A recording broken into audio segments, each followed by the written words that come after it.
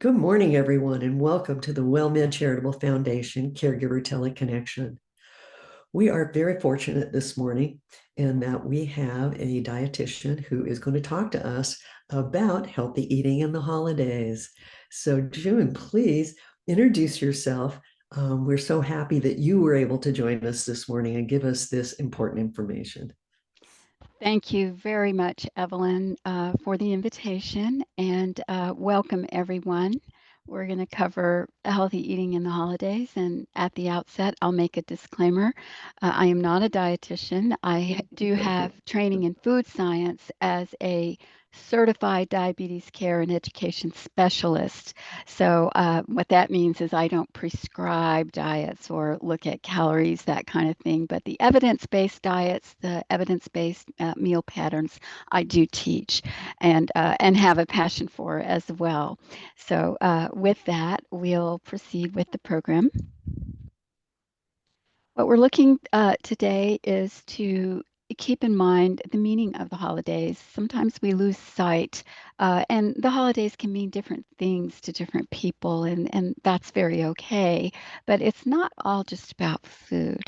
We'll look at self care, which needs to be top of mind when we're thinking about a change of season or a change of location, change in daily routines. What we usually do matters.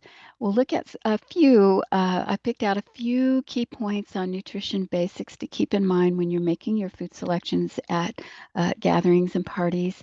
And then we'll look at some substitutions that we might make in place of the things that would undermine our efforts at keeping our health watch.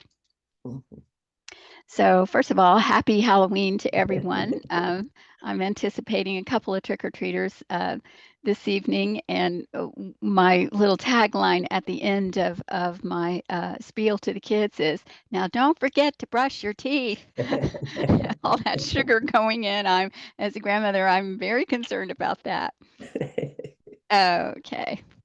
So the holidays do pose a challenge. Food is challenging anyway because of the change in landscape in our food. Since from the beginning of the century, when moms left the kitchen and went into the workforce after the Great Wars, food began to change quite a bit. We're dealing with that and to deeper degrees now. But during the holidays, there's a lot of connection that people are making in terms of parties, family gatherings, restaurants. We all like to go out and get treated that way. There are food gifts. I walk into any retail store, and that's right when you walk in the door, there's a little gift with some kind of food item in it. Holiday treats, we find them at the grocery stores. Lots out there to tempt us away from our health watch. So be aware, it's everywhere during these seasons.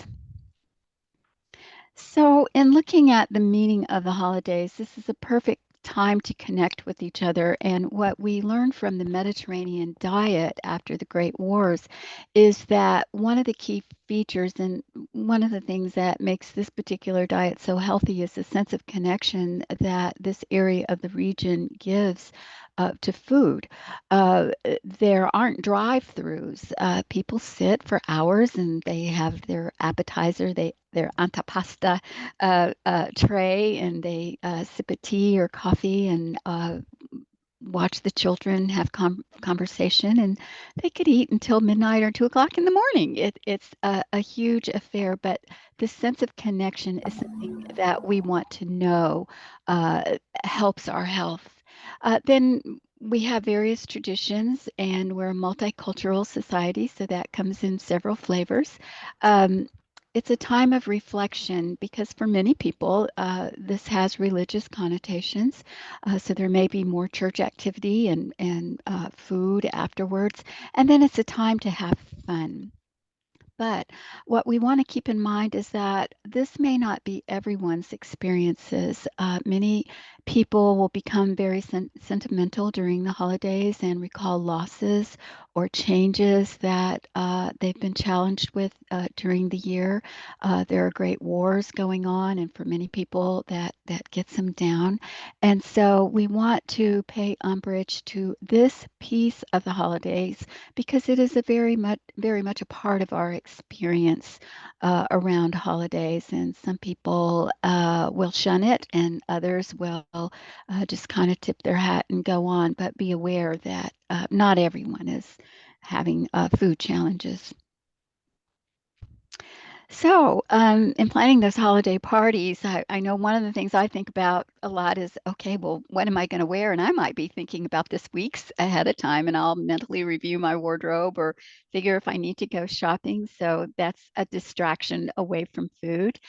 Meeting up with people you haven't seen for a while, especially family reunions, where a distant society, no longer a nuclear family, people move about for jobs, job opportunities. So we may not see our families for a while. So great time for making that connection. There's shopping going on, lots of temptations at the malls. We're decorating our homes. There are numerous faith activities that go on, but mostly we're making memories of this season, and that's something that we keep. We don't want to just keep pounds. We want to keep those memories and remember that it's more than just food. So the first thing we want to keep in mind is that if we have been taking care of ourselves, then we're conditioned and we're in shape to take a food challenge on at a particular time during the year, say Easter, and then again in the fall, also mid-year with Fourth of July activity. So it's best to be working on your health all along instead of waiting until one season and then fretting, that we may be taking in too many calories or have been too sedentary, a sitting lifestyle. And then be very realistic in your expectations. And I always tell people that if you mess up on one meal, the good news is, in all likelihood, you have another meal coming in that day where you have an opportunity to do better. It's important to know that stress it can make you eat more because we have a hormone called cortisol that causes our bodies to gather energy to be able to handle a situation or an emergency. And this cortisol can hang on for days and days. And what we want cortisol to do is to cycle up and cycle down. Cortisol is high in the morning, should be low at night so you can get to sleep. So stress makes you eat more, and many people have chronic, sustained stress where it never takes that down ramp. And then get your rest. If there are two vital signs that need to be added to our medical lineup, it's going to be sleep and exercise. We need measures on those because they're extremely important to our health. So developing a healthy mindset is going to be important. In the East, they have the middle of the road concept, moderation, and I have personally learned that too much of a good thing is a bad thing. I've made myself sick on certain foods. Migraine headache comes to mind. One year I read up on peanuts, and oh, peanuts were the rage for me, and I was eating too many. And then I learned that the high tyramine in those peanuts had triggered me into a migraine headache when I had some other stresses. So we want to think in terms of moderation in all things, not just our food. We tend to be black and white, all or nothing, and that can be a mistake in as far as our health is concerned. And then our comfort. When we overeat, we're not comfortable, and many people will eat to the point that they hurt. And the advice here is to eat until hunger is satisfied and then stop. The bigger concept here is that we have hormones that tell us uh, to stop eating. We note that most people eat for about 20 minutes and then they naturally kind of stop. And our plates are designed that it holds about 20 minutes worth of food. Um, This is because when you eat, those hormones are called up, and one of them actually does control the appetite. In people with diabetes, the signal for those hormones is not strong. We're resistant to it. We're not listening to it. We're not able to listen to it. So think about your comfort after eating a food. And then, of course, our health. Many of us are making efforts to control blood sugar, blood pressure, um, cholesterol. We don't want to hurt year-long efforts with a season of indulgence. Okay. So we want to think high fiber, low fat, and low sugar or less sugar, and in particular, less added sugar. Some sugars occur naturally in food, but sugar and salt are used as a preservative for packaged, boxed, bagged foods. And so we want to note those labels, and we'll look at that. So the overall aim should be for whole natural food, food that comes from the ground. Our bodies are designed to burn or metabolize those foods. Nutrition is a lock and key concept. If I try to put your car keys in my car, it's not going to open it. And so it has to be very exact, mirror images. So the food societies emphasize now, rather than diet, what is your food pattern? What do you usually do? What do you usually eat? This, they're saying, is more important than any one particular food or food group. I tend to be a plant-based diet, so that's my go-to each day. That's what I seek out. And it's very difficult when I'm eating in the community to find a plant-based diet unless I go in particular to a little bistro that's vegetarian. Um, so the message here is if you've been practicing healthy eating, a small indulgence probably won't be a big deal. So uh, Evelyn or Minerva, we can come off the mic here because I want to ask you a question. What is the key word here in this statement? If you have been practicing healthy eating, a small indulgence probably won't hurt your efforts to be healthy. Key word? Okay. So, folks, this is your opportunity to chime in here. Any ideas what the keyword should be? Mm, oh, mm. Practicing? What was that? Practicing, maybe? Practicing is an idea. Yes, that could be one. What else? Any ideas? You can unmute yourself if you're a Zoom, and press *6 if you're on the phone. I Oh, like I like to think just eat real food. real food. Yes, we do want to, that's absolutely key. But what I'm looking for here is a small indulgence. Oh, And a small a indulgence. small indulgence. Okay. So we can make an exception at a meal, but to repeat that every day, that also speaks to the frequency with which you do it. So a small indulgence probably won't hurt. And then we want to think about how often we're doing that. All right. Very good. Yeah, Ruby's saying that carbs is carbs the keyword. No, it was small. We want to keep those Okay, indulgences but small. you don't have enough lines to spell out small. SMALL. Do you see the four dashes? Small Yeah. SMAL. Yeah, SMALL, a small indulgence. So we want to think a little bit of this and a little bit of that.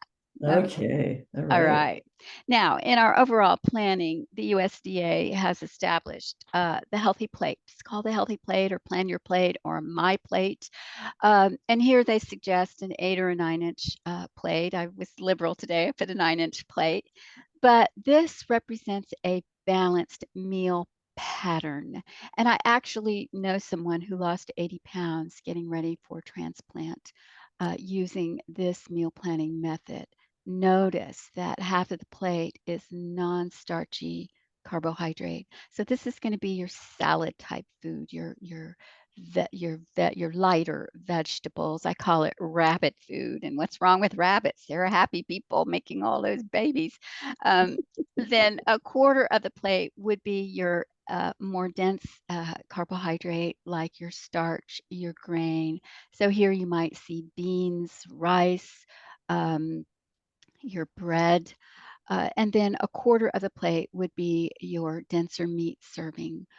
So here we're seeing two small little chicken breasts. So this is a way that you don't have to count carbs, you don't have to count calories.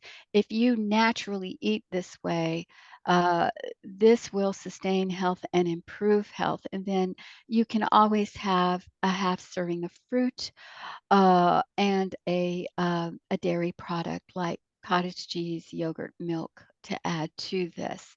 This would represent around 45 to 70 grams of carbohydrate. And so we use this meal plate in diabetic meal planning because it's simple to use. You just look and you're done. No counting, no fret. So a habit of this will really, really help. Okay. So a portion, we'll make a distinction here between a portion of food and a serving of food. A portion is how much you usually take. And there's a little self-will in here in what a portion means to different people. But a serving is standard. So we'll look at what would be standard sizes, and you'll see servings on your food nutrition label. So examples of servings: a slice of bread, a wedge of melon, 3/4 a cup of fruit juice, which by the way is not recommended for people with diabetes because the fiber has been taken out of it. But for the mainstream, it would be 3/4 of a cup of milk, half a cup of rice or pasta cooked. That is considered a serving. Does that mean you can't have more than a half a cup? Well, no, because if average carbohydrate intake is between 45 and 75, you could go ahead and have a whole cup, but then you would have to watch how much other carbohydrate you're getting in your meal. So here we could put a cup of rice. If we did not have a milk or a fruit, that would just be one serving in that quarter of the plate rather than counting the amount of carbohydrate. So half a cup is usually 15. That would represent 60 grams right there. And I take that back. If you're a larger person, one more carbohydrate because your non-starchy is not really going to count against you. Those are only 5 grams per half cup uh, of non-starchy vegetable, depending on if it's cooked or not cooked. So small fruit, and what I teach people with diabetes is half servings of fruit are those small little galas or cuties, clementines. Half a banana is considered a serving. 2 ounces of cheese, and then meat the size of your palm. And so you can use your hand as a guesstimation. And it's good to know different ways to do this. You can guess with your hand, you can use the balance plate, or you can use your food nutrition label. Now, it's not all bad news because the USDA does allow for a small percentage of our food calorie intake per day to be things other than our nutritious food. So here it's going to be saturated fat and sugar. In recommending all of the numerics, the numbers for our food recommendations, it's okay to have a little butter on the table. It's okay to have an occasional dessert. So what they're saying is 85% of that calorie intake needs to be your whole food, your nutritionally dense food, meaning food that's packed with vitamins and minerals. So here is the food label, and holiday foods can be very, very high. We're entertaining as well as nourishing our bodies. So a good way to determine whether or not you're getting too much of a particular nutrient is to look at the right-hand column on your food label called the daily value. The daily value is, well, let me say this. We need 100% of our food nutrition per day based on an average diet of 2,000 calories. So what the daily value tells you is This particular serving size of food is going to contribute a certain percentage to what you need in a day. So, looking at your daily value column, if it's less than 5%, that's a low contribution. If it's more than 20%, it's a high contribution. We wouldn't want one serving to have 37 or 40% of our need for sodium in a day. So, this is very, very handy, particularly when you're making a salad or a cake. You wouldn't want all your ingredients to be over 20%. Any questions on that? Handy, very, very handy. So we're looking for less than 5% because it's going to take a lot of 5% to add up to 100, and you're eating other meals that are making contributions as well. Okay. We want to note our starchy vegetables. I spoke to non-starchy vegetables, your salad, rabbit type food. These are very heavy or very dense in carbohydrate, very healthy for you. We should not leave them out, but we do have to portion them. So the serving size of these starchy carbohydrates is a half a cup cooked. Peas, corn, potatoes, sweet potatoes, and hard squashes, with the exception of spaghetti squash. That is not starchy. And there is another type of squash, which I haven't seen. It's called capoca squash. Probably your larger stores that have more exotic foods would have that type of hard squash. But generally, if you can knock on the shell, it's starchy. Zucchini and yellow squash do not fall in the starchy category. They are non-starchy. So for people with diabetes, you want to portion out or notice your intake of these foods because they're long chains of sugar. Don't leave them, don't cut them out, cut them back. We'll put it that way, cut them back. Um, all right. And then this was an interesting infographic that I found on the American Heart Association websites, and it's about color in food. And here it says lots of the good, less of the bad. These foods do not weigh you down. Uh, they're superfoods that you can add to salads, hot cereals, serve by themselves, use them in your baking. These are whole body boosters. And so immunity, very, very important. They will help lower blood pressure. Blueberries, just on the mind diet, which is a combination of Mediterranean and healthy plate. Just half a cup of blueberries per week will help cut risk of the dementias. So I have those blueberries every morning in my oatmeal. So we want to get lots of color. Now, this color represents stress from the sun on that fruit. And so these to the fruit are like little sunglasses to protect them from the UV rays. So their stress gives us immunity. And so we want to make sure that we're having color on our plate. If you go down to Junk Food Alley, you're likely not to see a lot of color. So keep this in mind in loading that plate up. Beverages, alcoholic beverages are imbibed at parties. Nothing wrong with that, but we do want to keep in mind that alcohol is a known carcinogen, meaning that it can cause cancer. Um, there are limits, 1 drink a day for a woman, 2 drinks a day for a man. And very, very recently, even this amount is being questioned by researchers because of that double-edged sword.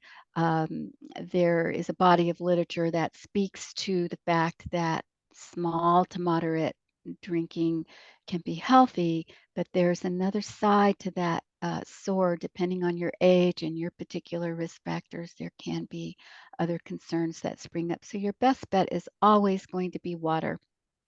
Then your seltzered waters, your club sodas, sparkling water. And I love spa water, where you take some ripe fruit and dwell it in the refrigerator in a pitcher of water. And that can be a handy thing to help you transition off of your sweeter beverages or something entertaining to have with, say, a pizza or a taco.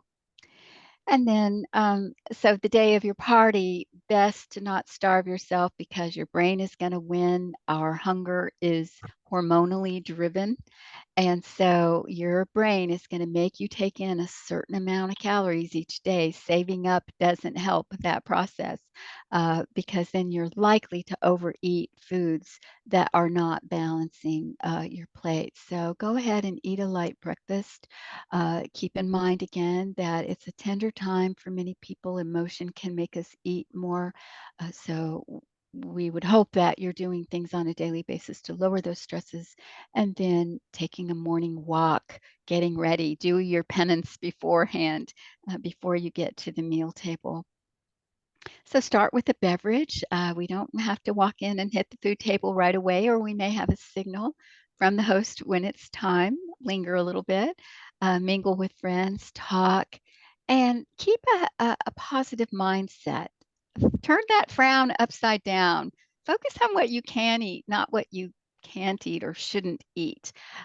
So seek this out. Make this part of your daily mental food talk. We're talking to ourselves all the time. So part of that can be focus on what I can do, not what I can't do. And then start your meal by filling your belly a little bit with those non-starchy veggies, what I term the rabbit food, or salad, nice green, dense salad before you hit the heavy stuff. And commit to eating more whole grain. We're knowing more and more about the gut microbiome, that healthy bacteria provides our immunity. And then one way to kind of filter food is to look for foods that you don't get all the time. So keeping in mind our heritage, maybe it's time for those enchiladas or the menudo. But remember, this is a small indulgence. And so don't neglect your heritage, just keep it small and infrequent. If you take an appetizer, then step away from that area, because the closer you are to the table, the more you're going to reach again, particularly if you liked it. In planning a dessert, you might budget those calories by keeping your portions small, maybe splitting a slice of cake, or what we call in my family, give me a sliver of pie. Rethink second helpings, because remember, it takes naturally 20 minutes for your brain to register that you're okay. Hunger has been met. Take those dressings and sauces on the side where you have a choice. Ask for your grilled, your steamed, your baked foods, and kind of sense when you're full. Ask yourself, am I full now? And then mindful eating. Slow down, chew your food. And I've developed the practice of chewing my food until it's liquid. Help my gut break down that food. And the key here is to taste your food before you start woofing it down, and then start appreciating the taste. We get things out of order.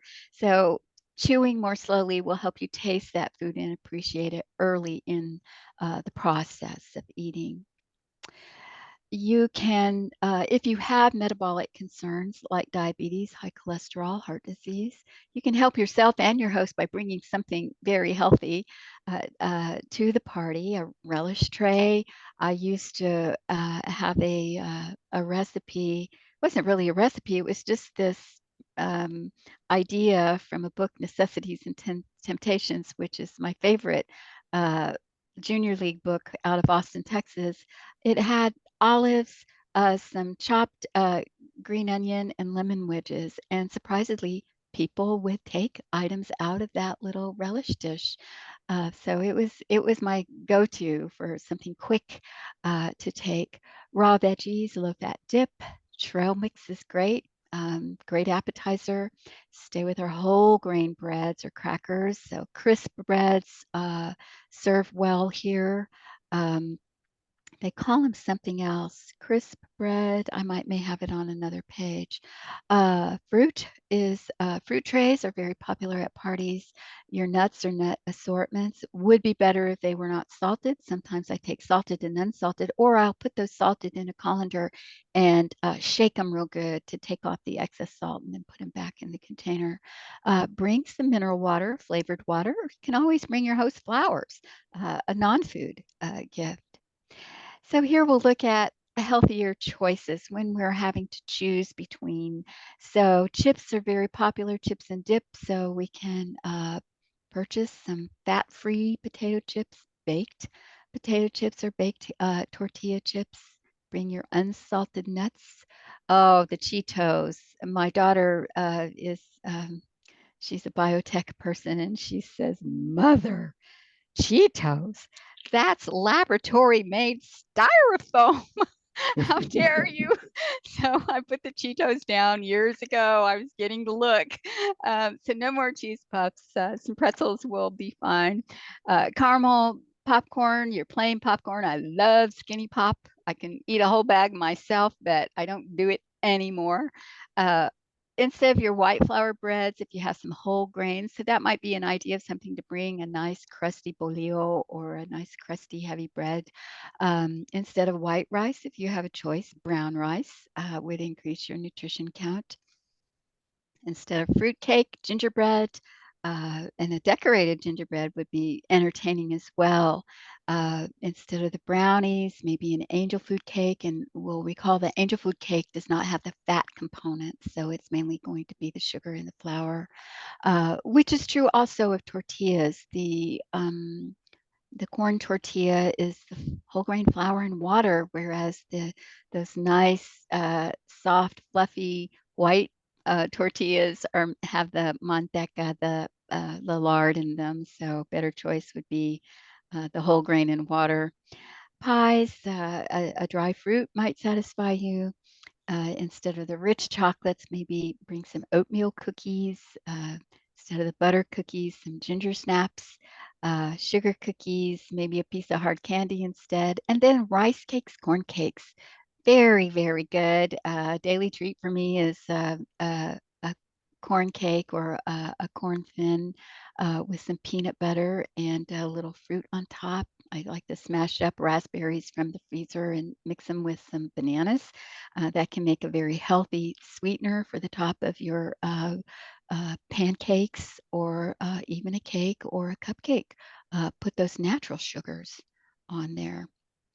And then the pecan pie, my favorite. I live here in Texas, and that's a staple at the holidays. So your pumpkin pie is going to, of course, have a little less sugar. It will have some fat in it, but it's very, very seasonal and will fill the bill.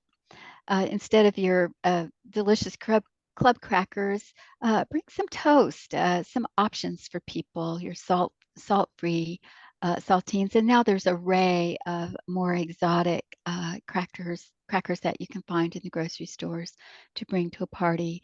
Those lovely high-fat croissants we can substitute with a flat bread, a crisp bread. The sourdough bread, a good recommendation for people with diabetes because that flour has gone on and fermented, and so it doesn't spike your blood sugar. Plus, that fermentation process is good for our bodies. So sourdough would be a good bread that's diabetic friendly. And then, of course, portionings. You know, we always have to keep in mind portions and graham crackers for the children. And then a healthier version of your dips could be made with the non-fat yogurt. I have a recipe where I made that substitution and put the non-fat instead of cream cheese. Actually, I did half. I have an apple cake that I make. I did half yogurt, half cream cheese, and it turned out fine. Cottage cheese. You have your fat-free versions of the cream cheeses. And remember that Neufchâtel cheese is about 5% less fat than standard cream cheese. Tastes exactly the same. And then there are the fat-free mayos. We want to watch for the bad ingredients, though, on some of our mayos. I did find one that was made out of olive oil, and it's a very, very clean product. I was very pleased with it. Um, and then instead of gravy, use your natural juice from the bird or the meat, the au jus, as the French say. Um, Skinless poultry, we know that that skin can be very delicious, but it's loaded with cholesterol, high calorie. Instead of your heavy dressings, you might make a homemade vinaigrette and ask people to try it. I was reading online that the raspberry vinaigrettes, raspberry and I think apple cider vinegar vinaigrettes are on the most polled, most popular in the polls. And then your selection of white meat is going to have less of the marbling than your dark meats. They're a little drier, but there you add your au jus if it's available to you. And then instead of cold cuts, you want lean cuts of meat, as opposed to your sausage and your pate. But now I'm seeing that there are mushroom pates, which is essentially a smashed up food product made into a paste that you can use as a dip or put on breads. The pate comes as mushroom now. You can find recipes online. So in summary, to build that healthy meal, we want healthy choices on our carbohydrates. Carbohydrates, very necessary. Um, Whole grain. Here I show a corn tortilla, your fruit, your grains, your dairy products. Choose your low fat.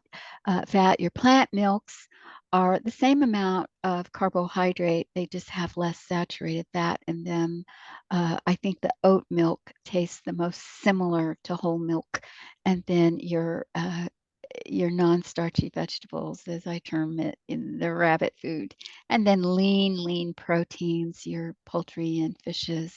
Beans, three bean salad is great. I have a white bean salad that I've taken to parties where I just chop up some um, red pepper, red bell pepper, and balsamic vinegar, and add a little bit of ricotta cheese. It makes a nice bean salad that's rather light. Peanut butter is a great source of protein. Your lentils, and then spinach is a source of protein, vegetable protein. You get protein from nuts and seeds and your fishes. And then healthy oils. We want liquid oils that have always been liquid. When we turn heavy fats into liquid, not so good for our bodies. It increases inflammation. So the first choice is going to be our simplest oil, the monounsaturated, which would include your olive oil, your peanut oil, and then avocado oil. These are chemically simple, and they're not highly processed. Processed oils not so good for our bodies. They raise inflammation, and we grew up on them, and now we see that we're somewhat paying the price with someone having some kind of cardiovascular event every 30 seconds in our country. So we're seeing the effects of all that processed oil. So virgin, light virgin, and then, although I do use the sesame oil in some of my Asian cooking because it has that very rich flavor, but just drops of it. Okay. And then you'll remember that years ago when the USDA had the food pyramid, one of the last versions that they published of that pyramid had little stairs going up the side of that food pyramid to represent that movement needs to be part of our meal planning. And so we want to build movement in the day, and we can start first thing in the morning with doing some stretching.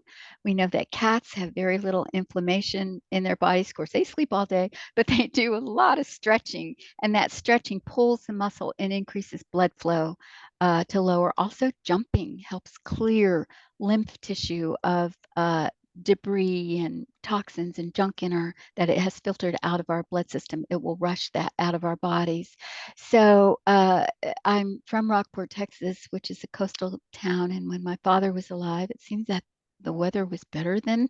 I would take a long walk on a 2 mile beach after our holiday meal. We ate at 1 o'clock. And those are some of the most beautiful memories that I have appreciating my family. I don't do it as much anymore because the weather has been more unpredictable, but this could become a tradition for families after everyone's woken up from their football nap after the meal. Take a walk together and play with the children and bundle them up and make a memory that way, make a tradition that way. Better yet, good to walk 10 minutes before the meal and after meal, 30 minutes a day helps to maintain our health. And then if we're seeking any form of weight loss, the general guideline is an hour a day, every day. So we want to cut back on those portions and increase that movement a little bit. And with that, we will pause it. Any questions or thoughts? We can turn on mics here. Woohoo! Okay. Minerva wants to know, would you recommend eating a snack before going to any parties?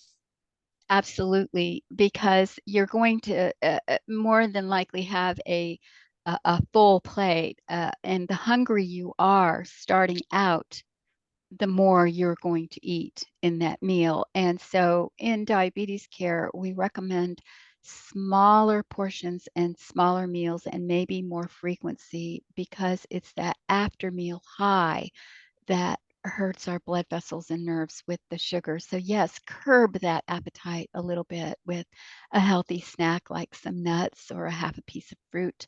Great idea, Minerva. You're right on, spot on. Okay, come on, folks. Open up your line and talk to us. We want to hear your questions, your comments, maybe how you exchange foods to take good care of yourself, some of your experiences. If you're on the phone, just press *6. I can see on my little website if you've done that. I'd love to hear from you. Okay, well, I have a question for you, and I don't know if I'm sorry I introduced you as a dietitian. I Oh, apologize. no worries, no worries. Oh, all of our WellMed patients think the diabetes educators are dietitians. We run into that all the time. So we do have to make that disclaimer. I can't prescribe anything for you. Well, let me ask you this. Can you talk to us about fake sugars? Absolutely. They are a go-to for generally for people with diabetes, and they're categorized four different ways. In our classes, we cut that down to two different ways for simplicity: the chemical type sweeteners and the plant type sweeteners, or natural source sweeteners. What we know from all the sweeteners is that they do tend to raise blood pressure and they interfere with the natural balance of those satisfaction hormones that we get when we eat food. And so there was a 2011 research paper that showed that they make you hungry because of this interference or this calling up of those hormones, and then there's no food there. So your body is seeking food. What we know about the chemical type sweeteners. Now, these are the non-plant sweeteners. Plant sweeteners are usually have half as much calories than real sugar, but the chemical type sweeteners don't have any calories in general. And those molecules are very, very tiny. They do get in your brain. And I know this firsthand because I happen to be allergic to NutraSweet. So this is going to be your pink and your blue packages, the ones that have been around for ages. And I think as older people, we do have concerns with our memory changing and neurological diseases like Parkinson's disease and Alzheimer's disease. I think if there is a safer option, we might consider that like the plant sweeteners. So the plant sweeteners are going to be your Splenda, your stevia, and your monk fruit. The Splenda recently got a bad write-up for changing DNA in a certain study. Now, I don't know if that study was what they call randomized control, where they look at thousands of people over a long period of time. That makes a difference. Who's funding the study makes a difference, who pays for it makes a difference. But it did get a bad write-up. And then the stevia is considered a little safer, but I have read research that reports that the stevia, which is from the stevia plant, does tend to lower the bifido bacteria in our gut.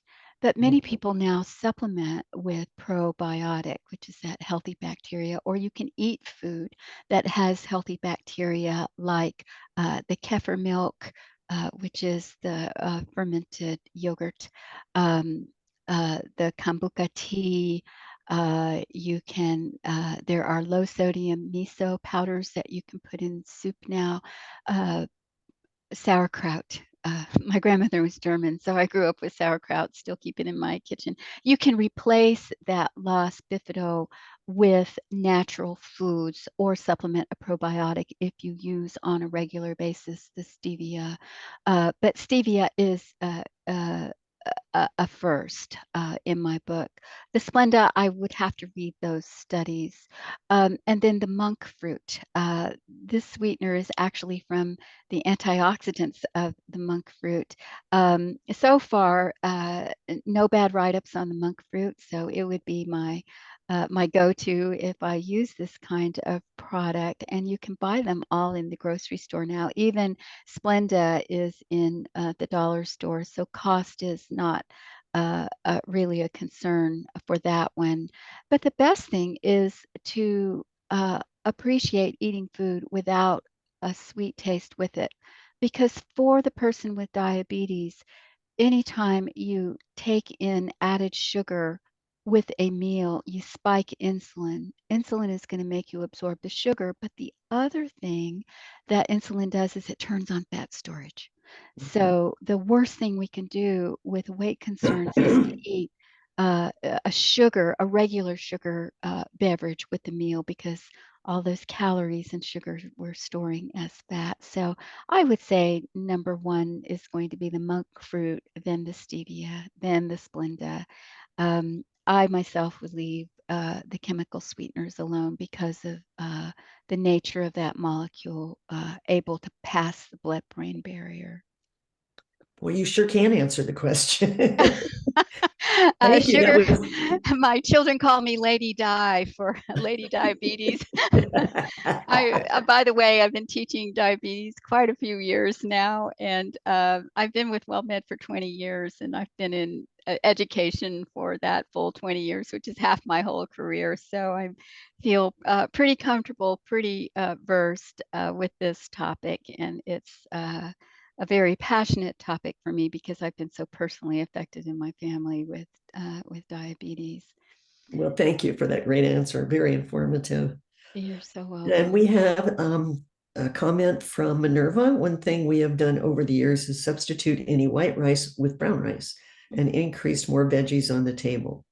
Not that it will make the family members to eat it, but it's offered. Oh, good, good. That's right. Well, we have to, they're like cats. We're like cats. I tell members, we have to be like cats. They're very, very finicky with their food. No, I don't think I'm eating that. It came from the wrong can. It's not my brand. So that's very helpful to keep in mind. We can learn a lot there. But good job, in offering these healthier versions of food. And as time goes on, we're learning more and more about food science, because I do hear comments that, oh, it's all so confusing. One day they say this, one day they say that. It's true.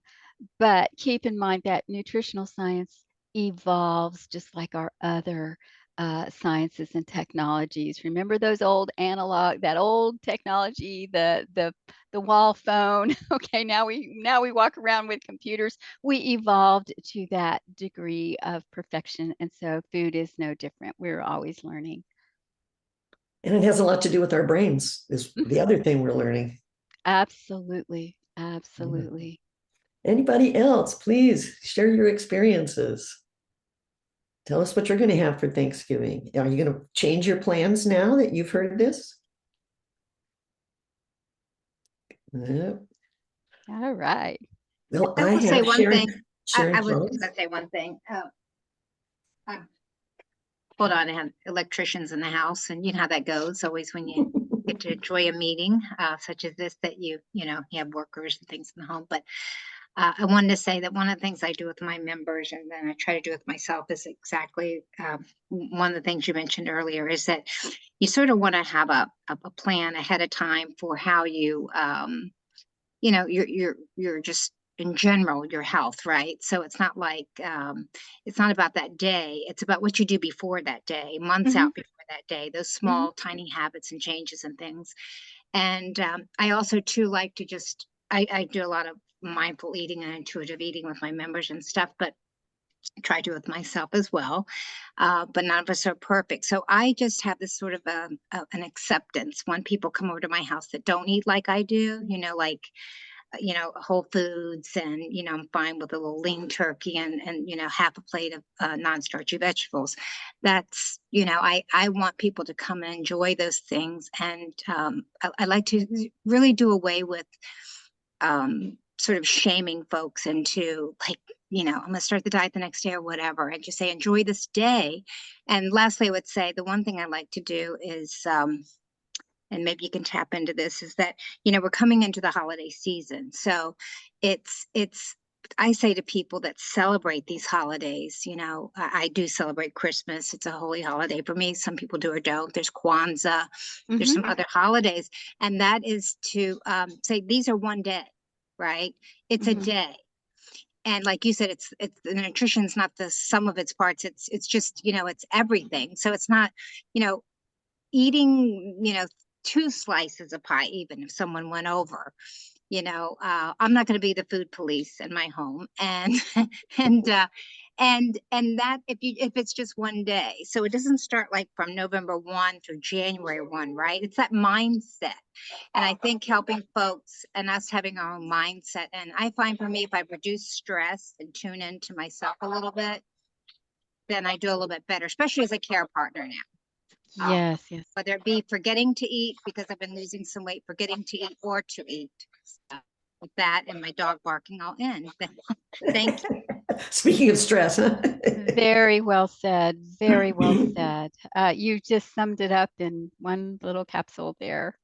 Very good. Yes, that mindful eating, your usual health practice, carry that into this season will go a long, long way. And yes, there is quite a bit of discordance or unmatched diets between people, but we want to keep in mind that it's not just the food that's before us, it's the love between us and the sense of connection that we want to make memories of, um, and still keep our health as much as we can.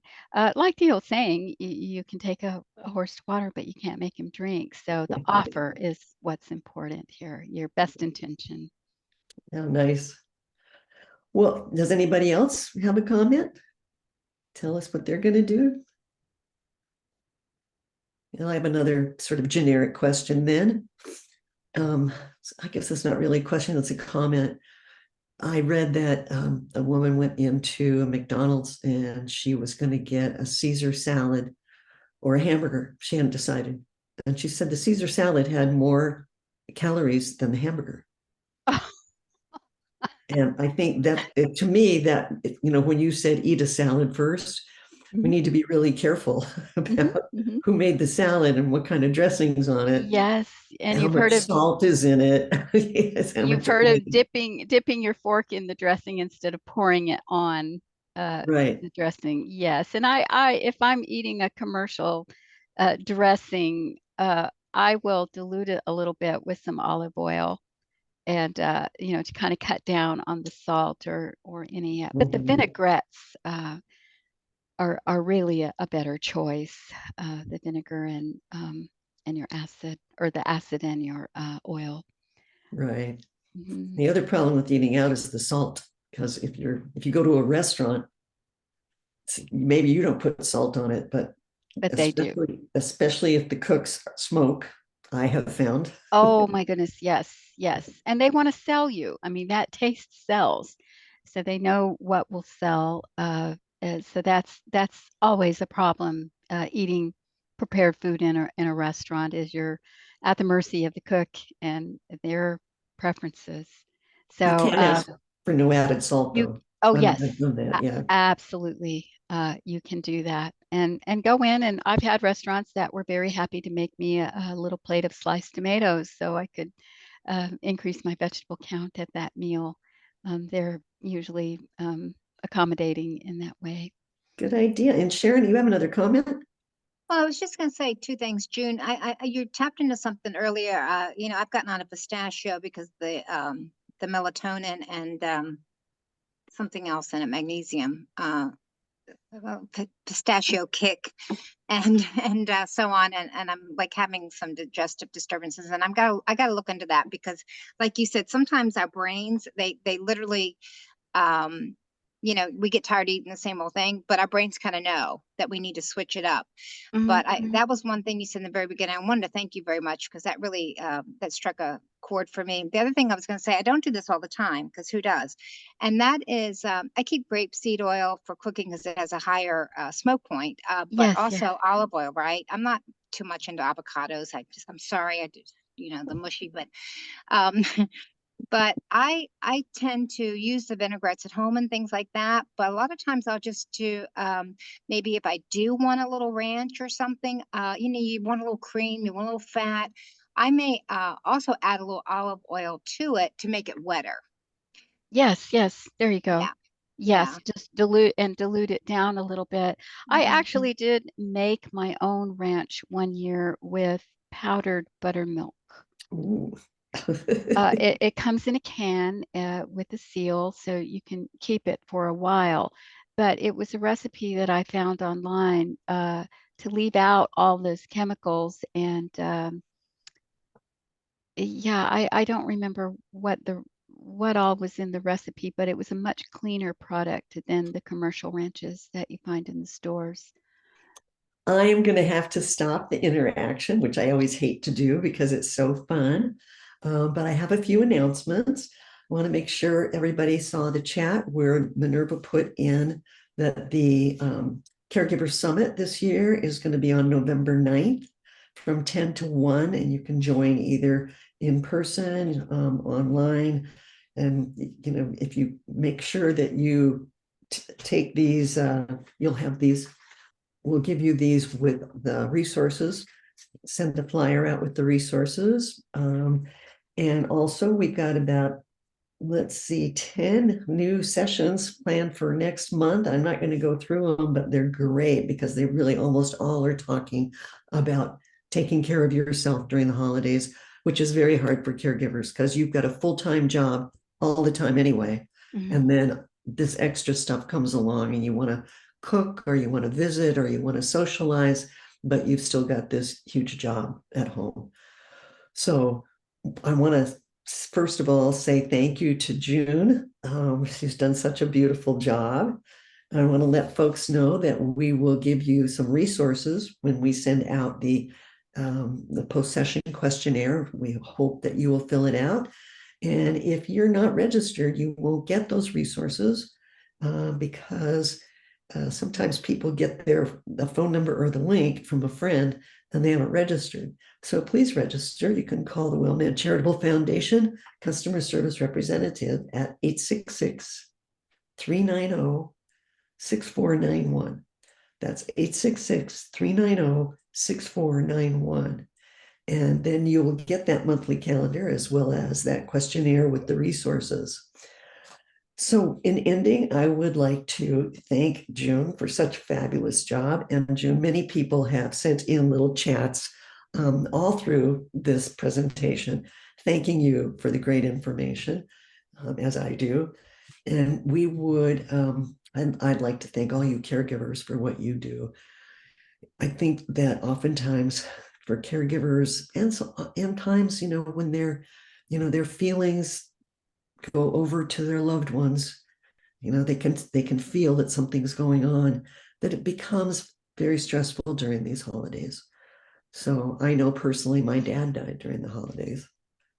So please watch some of our other, calls this month because you're going to hear all about how to handle some of those emotions and feelings.